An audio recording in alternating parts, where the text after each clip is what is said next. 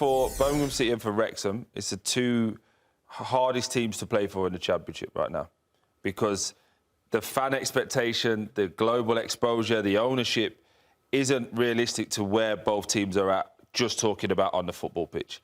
So there's so much pressure, so much scrutiny for players that if this was, take the ownership away, if this was a Bristol City, this would be a good season so far for Wrexham. Okay, so here's where all of this leaves the table. Both the top two teams lose tonight, though Coventry does maintain an 8-point lead at the top, and now Hull City and Ipswich Town could enter the automatic promotion spot should Borough continue to slip up in the new year. And we see that last promotion playoff spot held by none other than Watford, Troy Deeney. And several teams currently in the hunt right now. Not many points separating teams there in the mix in the top half of the table. But let's talk a little bit more about Wrexham. I was shocked to see this. This was the first time this season that they have secured back-to-back league wins. So no Christmas hangover, not feeling the food coma. Troy, how would you assess where Wrexham are at in the moment going into the new year? I don't know, was the honest answer. I expected them to struggle, but I think they've had such a meteoric rise over the last 4 years that at some point it was due to plateau. I think me and Nigel did something back end of last year where he was talking about could they get into the Premier League within the next 5 years, and I didn't think that was realistic. Not because of the growth, just because I think at a certain point everything else has to catch up. The infrastructure, the stadium, the players, you name it. I think their growth has been so meteoric that to go to the Premier League again would be really difficult. But where they find themselves now is not in a relegation battle, but with a bit of hope that they can still make the playoffs.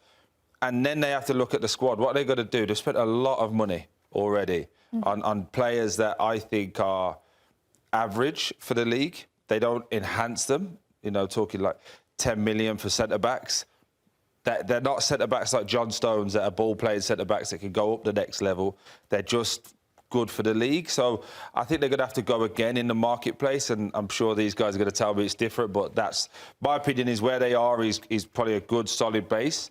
And if they could be middle of the road with an opportunity to try and be in the playoffs at the end of the season, it's a good season. They're currently in 11th place in the table, not far off of the playoff spots. Nige, would you say that they've met your expectations, exceeded them at this point in the season as we're about halfway through? I would have to say they exceeded expectations, slightly exceeding it, but that's just because of how bonkers and crazy and competitive the Championship has been this year. But for me, I think that they're kind of roughly where I expect them to be. I didn't think that there'll be a team that will be pushing this year for a playoff spot. I thought it's great to have that ambition, and if they did it, fair play to them. I hold my hands up and I got it completely wrong. But when I look at them right now where they are, I would say they're exceeding expectation, but it's just because I have not witnessed a Championship season this crazy and this competitive. How many teams are in that middle pack? I think they're right where they need to be right now, and throughout these run of games coming up now is when we're really going to start to see how this league really starts to separate. A lot of that middle pack teams are going to play against each other, and then we're going to start seeing some distance and some gaps appear. And I think now in the back end of the seasons where these teams will make the runs, and I'll always say from my experience and history in the league, the last 10 games, that's when it really spices up and gets fun. That's when these teams really make that push for a playoff spot.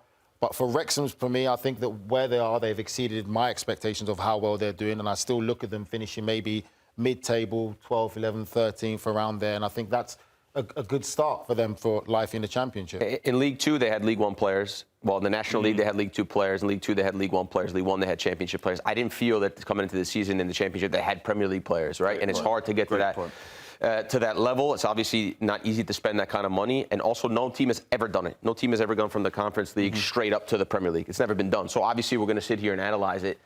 It's a team that makes us look bad a lot because we watch them play, and then 1 week, and they score 5 goals, and they look really good. And they go up the table, and then next week they lose and they concede so many goals. They don't play they don't have a clear identity of how they want to play. They don't have a lot of possession of the football. The oldest team in the league, by the way. And then all of a sudden they're like 7 points from relegation. So we're like, okay, they're going to be bottom half table. Then they win a couple games, and now all of a sudden we're talking about 4 points in the playoffs now. So it's a difficult team to really analyze and understand. I think they've slightly exceeded expectations for sure, but it's going to be a difficult task for them to get in the Premier League. There's a lot of big clubs. There's a lot of good teams there. And again, I think it's difficult for them to find the messaging, right? The messaging is, and Troy's been a manager, we're together, we're family, we're work together, we do this, we're collective as a group, we're going to go up together. But every year they say that, and every year the group changes, right? Like the guys who were big for them last season, a lot of them, they're not there anymore. There's only a couple. The guys that were big for them in the Conference League, they're not there anymore.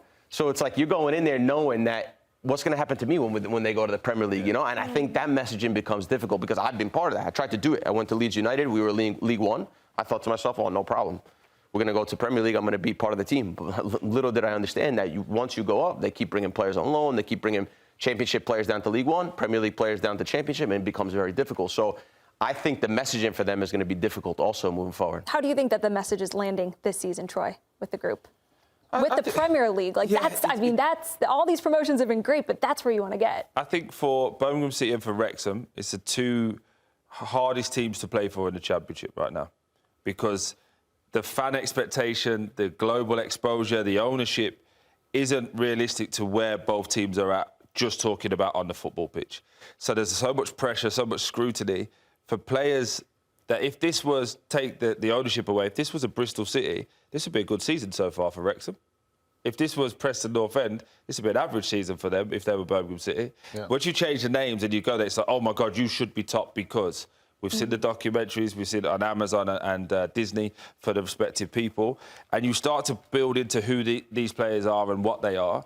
And I agree. When I look at Wrexham, I know what they're going to do. They're 3-5-2, loads of crosses in the box. They're going to play wide, go wide, and then it's coming in.